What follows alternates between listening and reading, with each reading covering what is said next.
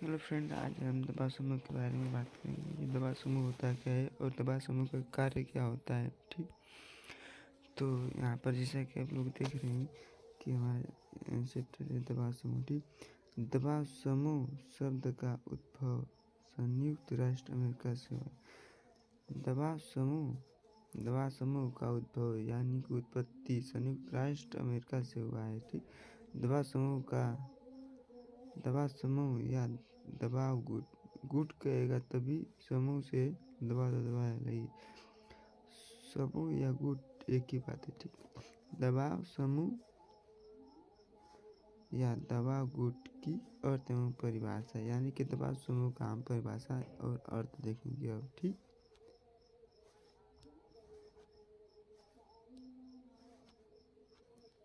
तो यहाँ पर दबाव समूह का परिभाषा देखते हैं। दबाव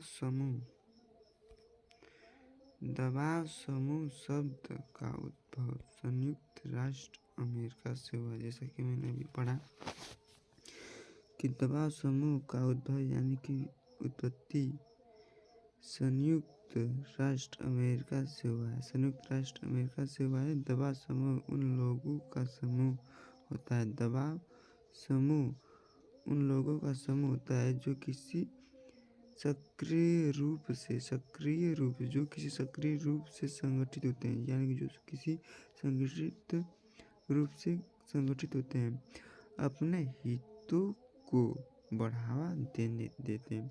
अपने हित के बारे में बात करेंगे, अपने हितों की बढ़ावा देने की बात करेंगे और उसके प्रतिरक्षा करते हैं और अपने हितों की प्रतिष्ठा यानी कि डटे रहते हैं कि उनकी अपने हितों के लिए वो प्रतिष्ठा यानी डटे रहते हैं।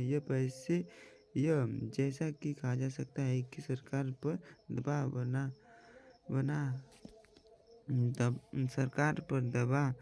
बना लोग नीतियों बदलने की कोशिश है।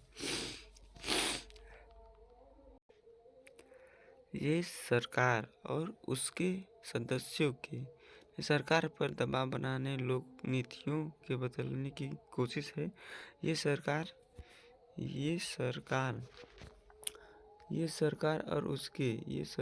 और उसके सदस्यों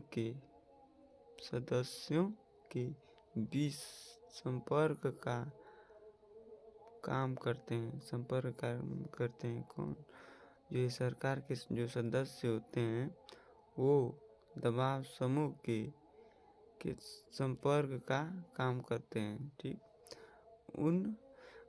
इस दबाव समूह को हित ऐसी समूह या हितार्थ समूह कहा जाता है, क्योंकि ये अपने हितों के बारे में ही केवल बात करते हैं और ये दबाव समूह राजनीतिक दल नहीं बन सकता है। ठीक, मतलब बनेगा कब? जब वो दबाव समूह को छोड़ देगा तब। यहाँ पर हितार्थ समूह कहा जा सकता है। ठीक, यहाँ से ना हल्का से ये या वे राजनीतिक दलों से भिन्न होते हैं। कौन? दबाव समूह राजनीतिक दलों से भिन्न होते हैं। ये न तो चुनाव में भाग लेते हैं, न ही राजनीतिक शक्तियों का हथियाने की कोशिश करते हैं। नई राजनीतिक शक्ति जानते हैं, जैसे भारत में एक सत्ता होती है, यानी सरकार होती है, उसमें उसके पास सारी शक्तियाँ होती है। तो ये दबाव समूह शक्तियों अपने हाथों में लेना नहीं चाहते हैं, यानी कोशिश करते नहीं हैं। ठीक, ये दबाव समूह कुछ खास कार्यक्रमों और मुद्दों से संबंधित होते हैं। ये केवल अपने हितों के बारे में बात करते हैं। ये खास यानी कि महत्वपूर्ण यानी खास नहीं, जो उनके लिए महत्व है वो कार्यक्रमों और मुद्दों से संबंधित होते हैं। ठीक, और इसके बारे में अभी हम देख रहे हैं दबाव समूह की विशेषताएं हम देख रहे हैं यहाँ पर। अब हम देख लेते हैं दबाव। तो इसका परिभाषा यही होगा कि दबाव समूह का उद्भव संयुक्त राष्ट्र अमेरिका से हुआ है। दबा समूह का उद्भव संयुक्त राष्ट्र अमेरिका से हुआ है। दबा समूह उन लोगों का समूह होता है जो सक्रिय रूप से संगठित होते हैं, अपने हितों को बढ़ावा देते हैं और उसके प्रति रक्षा करते हैं। यह जैसा कि कहा जा सकता है कि सरकार पर दबाव बनाकर लोग नीतियों बदलने की कोशिश करते हैं। ये सरकार और उसके सदस्यों के बीच संपर्क का काम करते हैं। इन दबाव समूह को हित ऐसे समूह हितार्थ समूह कहा जाता है। वे राजनीतिक दलों से भिन्न होते हैं, न ही चुनाव में भाग लेते हैं, न ही राजनीतिक शक्तियों को हथियाने की कोशिश करते हैं। ये कुछ खास कार्यक्रमों और मुद्दों से संबंधित होते हैं। ये दबाव समूह का परिभाषा यानी कि अर्थ या परिभाषा दोनों है। और इस दबाव समूह की विशेषता के बारे में अब हम जानेंगे। दबाव समूह की विशेषता के बारे में जानेंगे। राजनीतिक दल में भिन्नता क्या होती है वो हम जानेंगे। ठीक, राजनीतिक दल में भिन्नता क्या होती है वो हम जानेंगे। दबाव समूह को राजनीतिक दल नहीं समझा जाता है। दबाव समूह जो होता है उसे राजनीतिक दल नहीं समझा जाता है। ठीक, दबाव की एक सामाजिक व आर्थिक या धार्मिक संगठन की हो सकती है। हाँ, धार्मिक संगठन की हो सकती है। नहीं समझा जाता। दबाव की एक सामाजिक व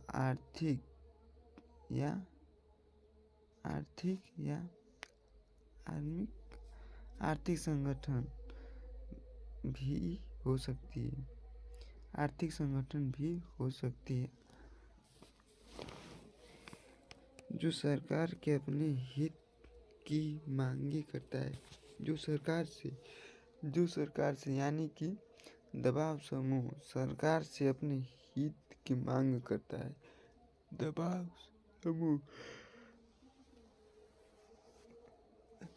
समूह सरकार से अपने हितों की मांग करता है। और इसमें हम दूसरा का पॉइंट देखेंगे। सरकार पर प्रभाव यहाँ पर देखेंगे कि दबाव समूह की विशेषता में सरकार पर प्रभाव कैसे डालते हैं दबाव समूह। ठीक, दबाव समूह का मुख्य कार्य प्रशासनिक कार्य में सहयोग देकर या बिना किसी प्रकार के सहयोग करके अपने हितों को पूरा करने के लिए प्रभावित करते हैं। किनको? सरकार को। सरकार पर प्रभाव कैसे डालते हैं? देखिए, दबाव समूह यानी कि संगठन है दबाव समूह का मुख्य कार्य प्रशासनिक अगर कोई कार्य है उसमें अपना सहयोग देकर या बिना किसी प्रकार के सहयोग देते हुए सरकार को अपने हितों को पूरा करने के लिए प्रभावित कर सकते हैं। यही इनमें दबाव समूह में खासियत होता है। वो प्रशासनिक कार्य करे या ना करे, ठीक, लेकिन सरकार से अपने हितों को पूरा करने के लिए प्रभावित कर सकता है। सरकार को दबाव समूह प्रभावित कर सकता है। ठीक, और हम तीसरे अस्थायी या अस्थायी प्रवृत्ति।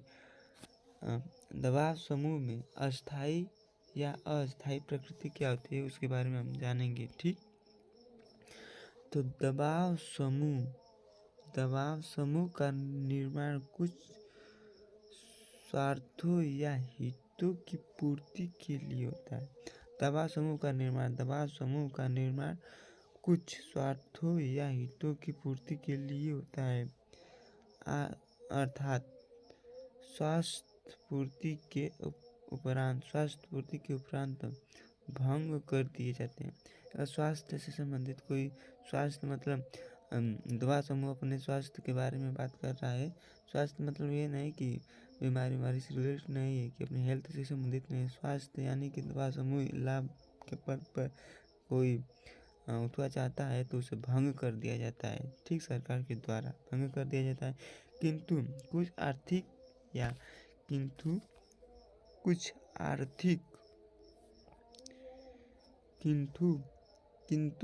कुछ आर्थिक या सामाजिक संघ ऐसे भी होते हैं कुछ ऐसे भी होते हैं जिनका संगठन अस्थायी होता है। इसलिए कहा जाता है कि दबाव समूह की प्रकृति अस्थायी या अस्थायी दोनों होते हैं। जिसका संगठन अस्थायी होता है इसलिए कहा जाता है कि दबाव समूह की प्रकृति अस्थायी और अस्थायी दोनों होता है, ठीक। आगे हम चलते हैं, चौथा पॉइंट को देखते हुए हित या वर्गों की रक्षा, ठीक। दबाव समूह अपने हित और वर्गों की रक्षा कैसे करता है वो हम देखेंगे, ठीक। तो इसमें हम दबाव समूह का निर्माण किसी विशिष्ट उद्देश्य या वर्ग के अपने हितों की सुरक्षा करने के लिए करते हैं। हित या वर्गों की रक्षा कैसे करते हैं? दबाव समूह का निर्माण किसी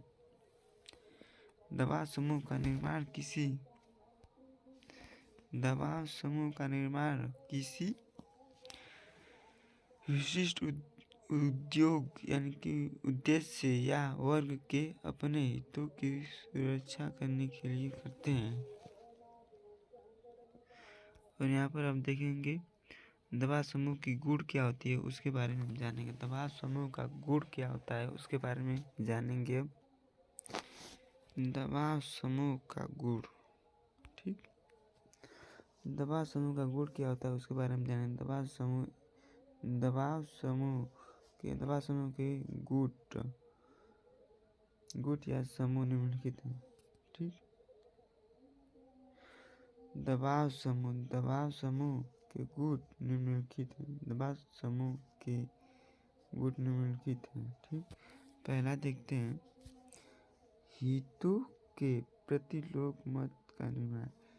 जैसे दबाव समूह के हितों के प्रति लोग यानी कि लोगों के मत का निर्माण कैसे होता है, यानी कि अपना सहयोग कैसे देते हैं दबाव समूह में, ये हमारा पॉइंट है। हितों के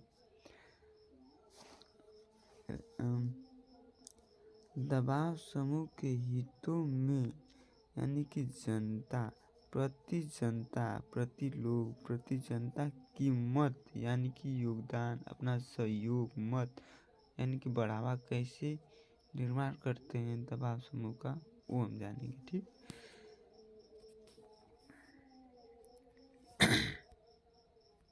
यहाँ पर देखेंगे दबाव गुट या समूह। दबाव गुटों का यानी कि दबाव समूहों का मुख्य लाभ यह है कि इन गुटों के माध्यम से जनता को यह पता चलता है कि उनके हित किन किन बातों पर निर्भर करता है। उनके यानी कि जनताओं के हित किन किन बातों पर निर्भर करता है। यदि दबाव गुट न हो तो जनता को यह पता न चले कि कौन सी बात में उसका योगदान रहा। जैसे अगर दबाव समूह कोई कार्य करता है तो टेलीविज़न, न्यूज़ पत्र और यहाँ पर इंटरनेट से जो मैसेज भेजता है वो लोगों में ही तो पहुँचता है। यानी कि दबाव समूह सरकार से कुछ हितों जनता के हितों के बारे में बात नहीं करेगा तो ये लोग जो ये जनता को ये पता चलता है कि उनके हितों की किन किन बातों पर निहित है। यानी कि दबाव समूह जनता के लोगों की बात हितों पर निहित है। यदि दबाव गुट न हो, यदि दबाव समूह नहीं होता तो जनता को यह पता कैसे चलेगा कि हमारे बारे में कौन बता रहा है, निहित कर रहा है, हमारे बातों को कौन वहाँ पर संसद में जाकर प्रस्तुत कर रहा है। यहाँ पर दबाव समूह संसद पर सरकार से मांग अपने हितों के लिए करते हैं। जनता को यह पता न चले कि कौन सी बात में उसका हित छुपा हुआ है। उदाहरण के लिए देख लेते हैं, उदाहरण के लिए छोड़िए, यही मतलब जो अपने हितों के लिए बात करते हैं, ये दबाव गुट होती है। ये संघात्मक मतलब शासन से बात करती है और लोगों के प्रति उत्तरदायी होती है। दूसरे का पॉइंट देखेंगे कि हितों की रक्षा सरकार को सचेष्ट कर, हितों की रक्षा सरकार को सचेष्ट करना। ठीक, दबाव गुट सदैव ही अपने हितों के लिए, दबाव गुट सदैव अपने हितों के लिए सरकार की मांग करते हैं। ये दबाव गुट सरकार को अपने हितों की पूर्ति करते हैं। ठीक, दबाव गुट सरकारों को अपने हितों की पूर्ति करने के लिए सदैव जागरूक रखते हैं। यदि सरकार इनके प्रति उपेक्षा की भावना रखती है, वे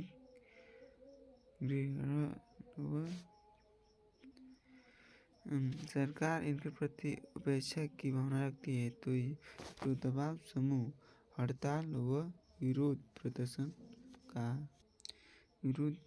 का सहारा लेकर सरकार को उन हितों के पूर्व के लिए विश्वास दिलाते हैं या विश्वास करते हैं।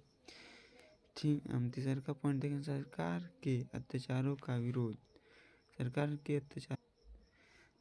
के अत्याचारों का विरोध। दबाव समूह या दबाव गुट सरकार के अत्याचारों से जनता की रक्षा करते हैं। ठीक, दबाव गुट सरकार के अत्याचारों से जनता को रक्षा करते हैं। यदि कोई सरकार दबाव गुट के हितों के विरुद्ध कार्य करता है, यानी कि दबाव गुट के हितों के कार्य यानी कि जनता के हितों के विरुद्ध कार्य करता है, तो दबाव गुट उन सरकारों के विरुद्ध हड़ताल विरोध प्रदर्शन करते हैं और इस प्रकार सरकार की निरंकुशता का अंत हो जाता है। इस प्रकार सरकार की निरंकुशता का अंत होता है। निरंकुशता, ये निरंकुशता शब्द को समझिएगा। निरंकुशता, जिस पर कोई आरोप न लगाया जाए। इस प्रकार सरकार की निरंकुशता, सरकार एक निरंकुश है। ठीक, निरंकुश का मतलब सरकार पर कोई रोक टोक नहीं कर सकता है, कोई उस पर बातचीत नहीं कर सकता है। लेकिन दबाव गुट अपने हितों की मांग करते हुए सरकार की निरंकुश, जो इस पर कोई रोक नहीं लगाता है, अंत कर देता है, निरंकुशता को अंत कर देता है, यानी कि उस पर रोक लगाकर निरंकुशता को अंत कर देता है। कौन? दबाव समूह। ठीक, यहाँ पर चौथा पॉइंट देखेंगे, प्रशासकीय नीति के प्रभावित करना। प्रशासनिक कानून को प्रभावित करना।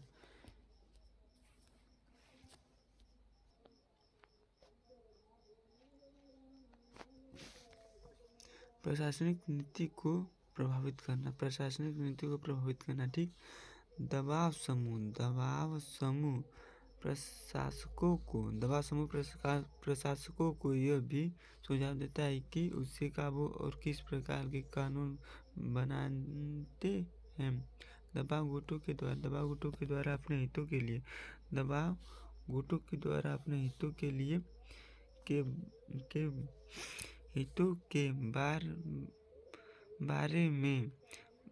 के बारे में बार बार सरकार से सामने मांगे पूरा की जाती है। सरकार के सामने मांगे पूरा की जाती है। इसी मांगे के आधार पर संसद तथा प्रशासनिक यानी कि जो शासन वर्ग है को दबाव गुटों समझौते करना पड़ता है। दबाव समूह के द्वारा समझौते करना पड़ता है किसको? प्रशासनिक जो शासन होते हैं उनको, जैसे IPS CPS होते हैं वो दबाव गुट से समझौता करते हैं।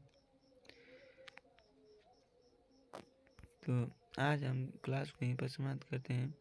यहाँ पर हम दबाव समूह का परिभाषा, दबाव समूह का विशेषता, दबाव समूह का गुण के बारे में जाने हैं अभी और पॉइंट पे।